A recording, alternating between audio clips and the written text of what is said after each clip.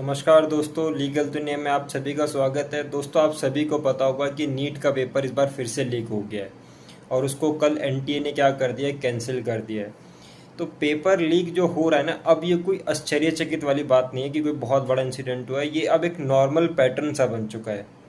अब कोई भी एग्ज़ाम उठा के देख लो, उसमें पेपर लीक हो ही रहा है। बार बार रिपीटेडली पेपर लीक्स हो रहे हैं। इवन जब से इन्होंने एनटीए बनाई है, एग्ज़ाम कंडक्टिंग जो अथॉरिटी एनटीए बनाई ना, इसके आने के बाद पेपर कुछ ज़्यादा ही लीक हो रहे हैं। ठीक। और इसके सबसे बड़ी बात क्या है कि जो अकाउंटेबिलिटी है वो क्या है, बिल्कुल ज़ीरो। अगर आपको पता होगा कि सेंट्रल गवर्नमेंट ने public service examination prevention of unfair means करके एक एक्ट बनाया था, जिसका मेन पर्पस क्या है कि एग्ज़ाम्स में जो कॉम्पिटिटिव एग्ज़ाम है, पब्लिक एग्ज़ाम है, उसमें किसी भी तरीके की माल प्रैक्टिसेस ना हो, किसी भी तरीके का कोई पेपर लीक ना हो, कोई सॉल्वर गैंग एक्टिव ना हो। ये सारे प्रोविज़न उसमें डाले गए एक्ट में। एक्ट काफ़ी स्ट्रिंजेंट है, पनिशमेंट काफ़ी हार्ड है ना, इवन फाइन 1 करोड़ तक का है।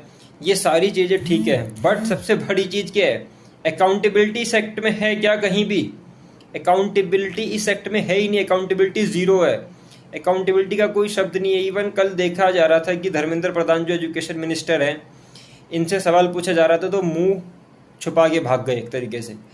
सबसे बड़ी एक तो इंडिया में प्रॉब्लम ये है ना कि यहाँ पे जो अनपढ़ आदमी है ना, वो एजुकेशन मिनिस्टर है, जिसको एजुकेशन का ई नहीं आता, जिसको फाइनेंस का एफ नहीं आता, वो फाइनेंस मिनिस्टर है। तो इन लोगों को जब कुछ पता ही नहीं है तो ये बच्चों का दर्द कहाँ से समझेंगे कि एक बच्चा, एक छात्र जो कई सालों तक तैयारी कर रहा है, उसके बाद जब वो पेपर करने जा रहा है, वो पहले ही मेंटल प्रेशर में है, फाइनेंशियल प्रेशर होता है, सोसाइटियल प्रेशर है, जब बच्चा ड्रॉप ले रहा है, तैयारी कर रहा है, सारी चीज़ों का प्रेशर है। अब एग्ज़ाम में गया, परफॉर्म किया, उसके बाद अगर एग्ज़ाम अच्छा होता है तो ये हो रहा है। ठीक। एग्ज़ाम फेयर है? नो, ट्रांसपेरेंट बिल्कुल नहीं है।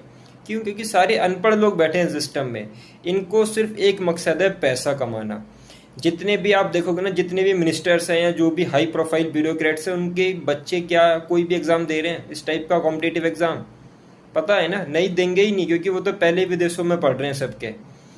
तो ये जब किसी भी एग्ज़ाम को ना लार्जर देन लाइफ बना देंगे, तो ये अब परीक्षा माफिया, जो एग्ज़ाम माफिया ना, ये पैदा हो गया है। और ये हमारे देश के लिए एक दीमक की तरह है।